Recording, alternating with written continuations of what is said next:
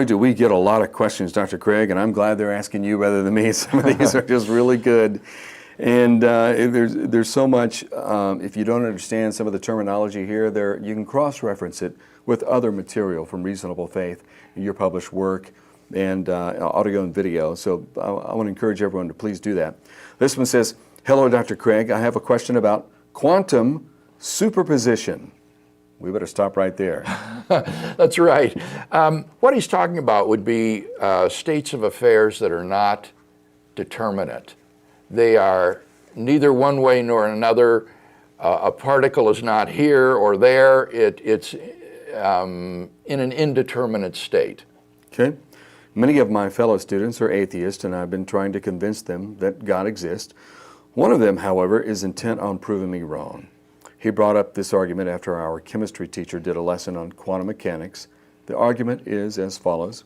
Premise 1, a transcendent agency is all-seeing. Premise 2, observation collapses quantum superposition. Now, maybe we should comment on premise 2. This is the so-called measurement problem in the traditional Copenhagen interpretation of quantum mechanics. And the idea is that these quantum states, as I just said, are in an indeterminate state. They're in a superposition, as it's said, where it's neither one nor the other. It's indeterminate. This idea is illustrated by the famous Schrödinger's cat, which is a cat that is locked inside of a box that is filled with a vial of poison gas that will kill the cat. And whether the vial is broken depends upon the indeterminate decay of a radioactive isotope. And so the question is the cat dead or alive? And according to quantum physics, the Copenhagen interpretation, that question has no determinate answer. The cat is neither dead nor alive. It's in this superposition of states because it's indeterminate whether the radioactive isotope has decayed and broken the vial. So what determines whether or not the cat is dead or alive? Well, the Copenhagen interpretation says whether you make an observation, whether you open the box and look at the cat, that will collapse this indeterminacy to make the cat either dead or alive. Now, Schrödinger took this as a reductio ad absurdum argument against the Copenhagen interpretation. A cat is not dead or alive dependent upon my observation of it. That would make reality dependent upon me and my observations. But many adherents to the Copenhagen interpretation, like apparently this student, believes in it. They think that reality is really indeterminate until there is some observation that collapses the indeterminacy and makes the state determinate. This is the so-called measurement problem in quantum physics. That's been in popular science for a long time. Science readers, students tend to repeat it. It's something along the lines of the very act of observing this changes it. Yes. And I'm going, oh, that's hard to get your mind around, but that's yeah, and a good many philosophers of science and physicists are very skeptical of the Copenhagen interpretation as a result. And you notice in my debate with Sean Carroll a year or so ago, he said, well, this at least is one thing on which Craig and I can agree, that the Copenhagen interpretation is nonsense. Okay. But here, this argument is presupposing it. So let's let him have his go. Okay. A transcendent agency is all-seeing. And premise 2, observation collapses quantum superposition. Premise 3, we observe that quantum superpositions of particles are not collapsed. See, therefore, an all-seeing entity cannot exist. How would I go about refuting this argument? Well, I would say that premise 3 is self-contradictory. We observe that quantum superpositions of particles are not collapsed. You cannot observe that, because the minute you do observe it, you collapse it. You collapse the situation. So it's incoherent to say that we observe that quantum superpositions of particles are not collapse. That's something you cannot observe. You can't look into Schrodinger's box without collapsing the indeterminacy and making it one way or another. Now, what's interesting, and I think uncomfortable for the person pressing this objection, is that I think this actually implies the existence of God, if you adopt this interpretation. Because you see, the finite observer looking into the box can himself be given a quantum physical description. As a physical object, he can be described by quantum physics. That means he exists in an indeterminate superposition of states unless somebody else observes him. But then the same thing is true of that person, and you get a chain where nobody is collapsed. There is no reality, and yet classical reality obviously exists. I mean, here we are. So what collapses the ultimate indeterminacy of the whole universe? Ultimately, it leads to a kind of ultimate observer who collapses the indeterminacy in the universe, and therefore is implied by the Copenhagen interpretation. Otherwise, it would never get collapsed and nothing would ever truly exist. So this Copenhagen interpretation, I think, ultimately implies the existence of such a being, which is necessary to collapse the indeterminacy of the universe and halt the infinite regress of measurers. That's the answer to the measurement problem, is you halt it with a non-physical observer. And because the observer is non-physical, you see, he cannot be described by the equations of quantum mechanics, and therefore that's why the chain of observation stops with the ultimate observer who transcends the physical world and collapses the indeterminacy in the universe. So this is actually, I think, a good argument for the existence of God if you embrace this Copenhagen interpretation of quantum physics. Yeah, and saying that God is all-seeing doesn't mean that he looks and sees. No, we can say all-knowing instead of, I mean, it's not literally all-seeing. Okay, another question. Dr. Craig, thank you for your work as a Christian philosopher and your truly authentic example you set for those pursuing, such as myself, degrees in particular areas and seeing it as a service unto Christ. I am noticing an important trend among persons who I have shared the material with, even if only a little of the material, apathy. There exists simply an apathetic attitude to the fundamental insight into the human condition. My concern is that those who understood the implications of God's non-existence very clearly, like Dostoevsky, Nietzsche, Pascal, etc., will not have their message received effectively. What do you think about this apathetic approach to God's existence and possible ways in which the core insights of perhaps Pascal can be displayed to an apathetic person? As a side question, are you coming to Canada anytime soon? So apathy among someone. Well, in answer to the last question, I don't have any Canadian trips planned, but I think this is a huge problem. And in fact, there's even a name that's been given to this. Apatheism is the label. It's not someone who denies the existence of God. It's somebody who just doesn't care. And so he's an apatheist. What can you do to shake the apathetic person out of his lethargy and get him to think about these things?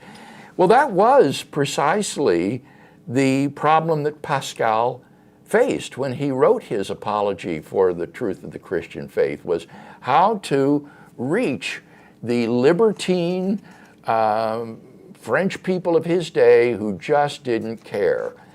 And my best shot at doing this is my work on the absurdity of life without God, where I adopt a kind of Pascalian approach and try to get the apathetic person to see that if God does not exist, that his life is ultimately absurd, that his life is meaningless, valueless, and purposeless, and that it is impossible to live consistently within that kind of a framework, and therefore he needs to think about whether God exists.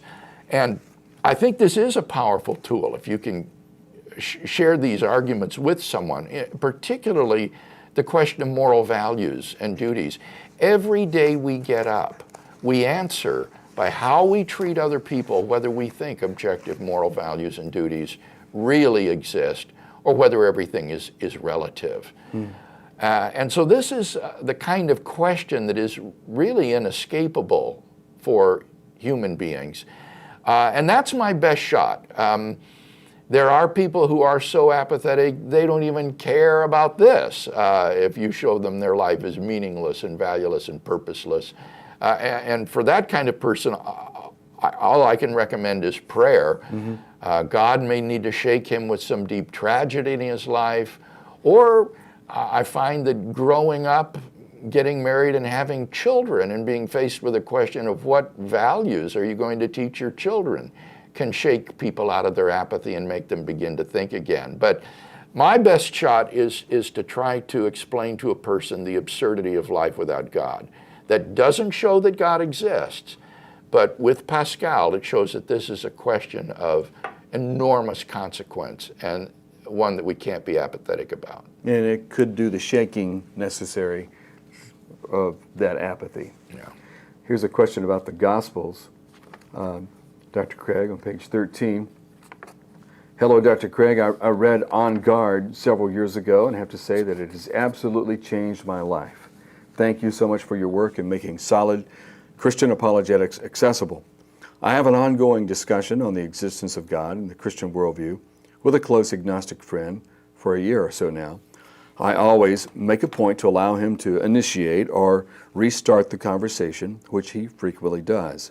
Our debate is respectful, friendly, and appears to be having a profound effect on him. He recently conceded that it is possible that a timeless, spaceless, and material personal creator did create the universe, although he is reluctant to call this creator God.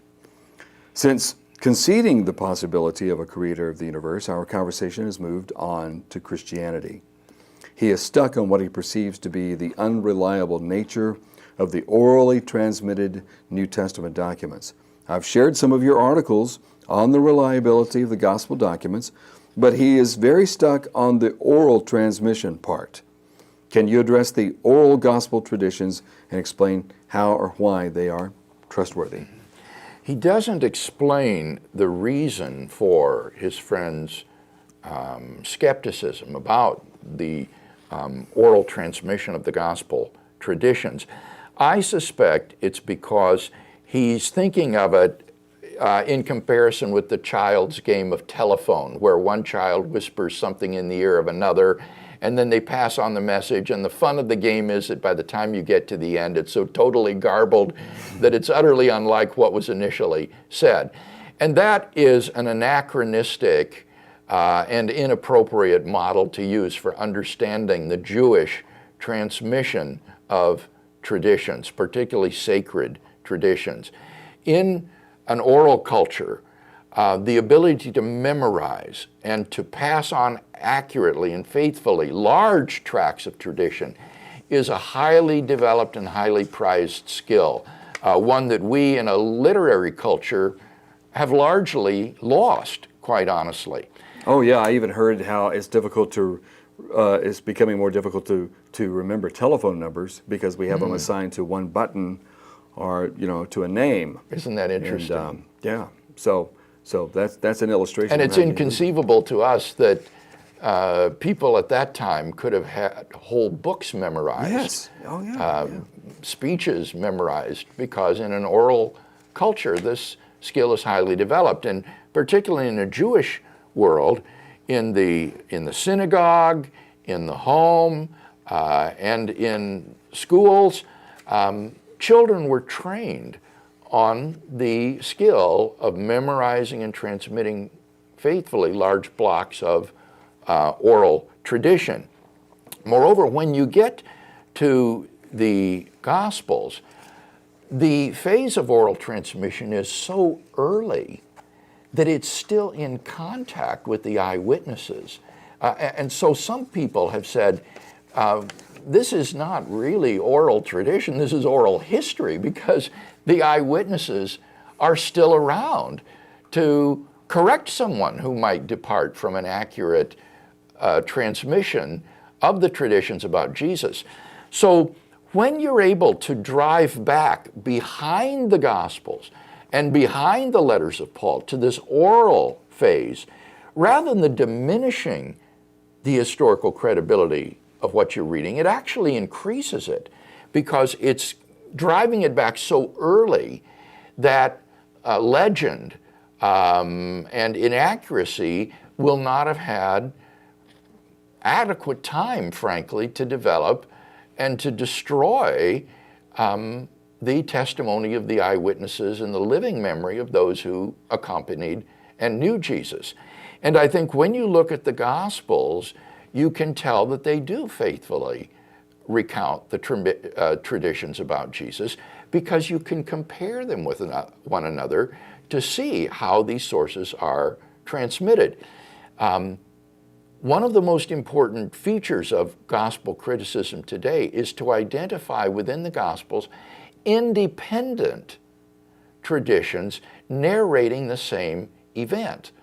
And when you do this, you will find that there are differences in the way the story is told, but typically the core of the story and the point of the story will be accurately transmitted. So, for example, compare Mark's account of Jesus' triumphal entry into Jerusalem with John's account of the triumphal entry into Jerusalem. These are independent traditions, and yet they coincide in the essentials, even though there may be differences in the way the oral tradition is transmitted. Mm-hmm. As I say, in our culture, we don't have something really parallel to this. About the closest that would come to it would be the telling of a joke, where as different people tell the same joke, they may vary the details a little bit here and there, but typically the punchline will be memorized accurately and will be the same. Mm-hmm. And I actually experienced this, Kevin, some time ago. I remember when I was in seminary, my professor related a story, or a joke rather, to us. He said, what did the Calvinist say when he fell down the elevator shaft? And the answer was, well, he got up, dusted himself off, and said, am I glad that's over? Well, it was a great joke about predestination and so forth. But 20 years later, I heard someone else say to me, what did the Calvinist say when he fell down the stairs? And I immediately recognized, oh, this is a different version of the same joke. And I said, what? And he said, he got up, dusted off his clothes, and said, whew, am I glad that's over? Mm-hmm. It was the same punchline within a story that varied the details a little bit, you know? And this is what you find in the Gospels. You find freedom to tell the story in different ways with regard to the secondary details, but the core of the story will be the same. And so I think we have very good grounds for thinking that the gospel traditions have been faithfully transmitted, and especially when you have multiple independent attestation of the same event, then you can be sure that you're on historical bedrock. And as I show in the book On Guard, which this reader is familiar with, the gospel traditions with respect to things like the burial and the discovery of the empty tomb of Jesus are multiply and independently attested in such a way that we have real confidence that we are getting here the historical core of the story accurately related. Okay. A science question, Dr. Craig, actually about science. Dr. Craig, first I want to thank you and Jan for all that you do. I first watched Dr. Craig debate Anthony Flew and became captivated by the idea of apologetics. Pausing there, boy, that was a long time ago, wasn't it? That was, Yes. Yeah.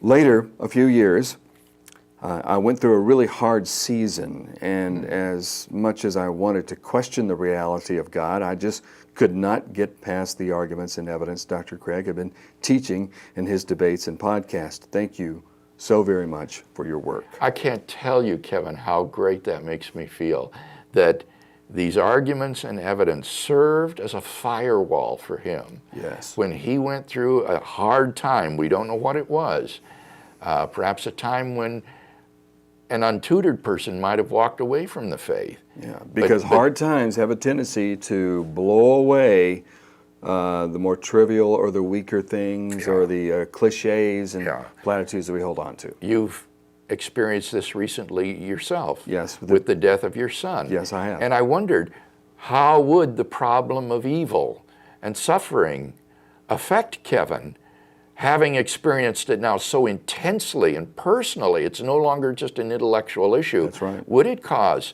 him to question his faith and doubt? But when I asked you this, you told me that it really didn't. No, and it's because of the bedrock of a big rock, the one that is moved away from the stone, from the tomb, the empty tomb, the resurrection of Jesus. And I landed crashing through every platitude and cliche I've ever heard and landed right there. And so this is very important, and this is why we do what we do, Bill. Yeah. He continues, when debating my atheist coworker, after presenting your arguments and refuting his arguments, he will always say, well, we just don't know for sure. What do I say when he says, we will just have to wait till science figures it out? I think that there's a couple of points to make here.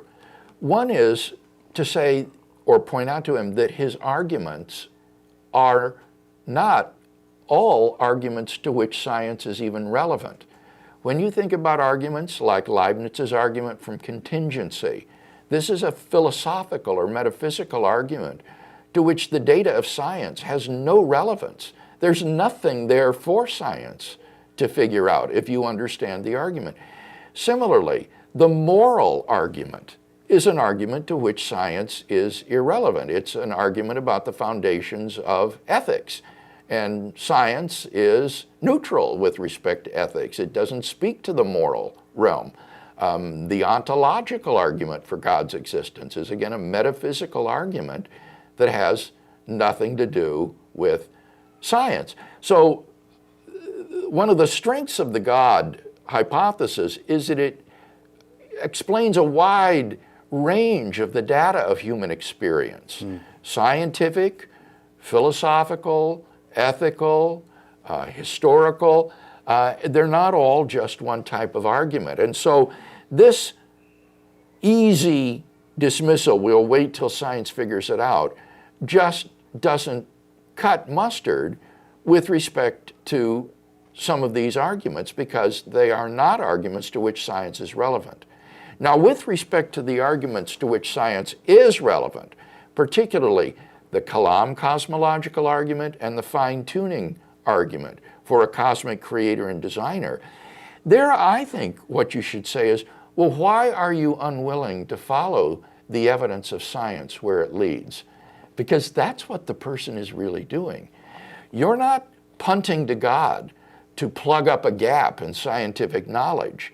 You're not appealing to a God of the gaps. You're saying that the best scientific evidence that we have today, however tentative and provisional it may be, points to the fact that the universe began to exist. That's the second premise of the Kalam cosmological argument. Why are you reluctant to follow the evidence where it points? Why won't you follow the evidence that science gives you? The best evidence of contemporary science says the fine-tuning of the universe cannot be explained by physical necessity or by chance. So why are you reluctant to follow the evidence of science to where it leads? It's not the theist here who is failing to follow the scientific evidence where it points. It's the non-theist who, for some reason, is backing away from the evidence of contemporary science and refusing to follow the evidence where it leads. And that, I would say, is just begging the question against theism. He sees probably where it's leading, and therefore he pulls back.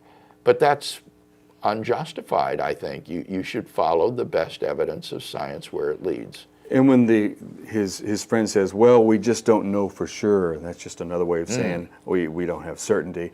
I need 100% certainty, and we don't have that, so you don't have a case.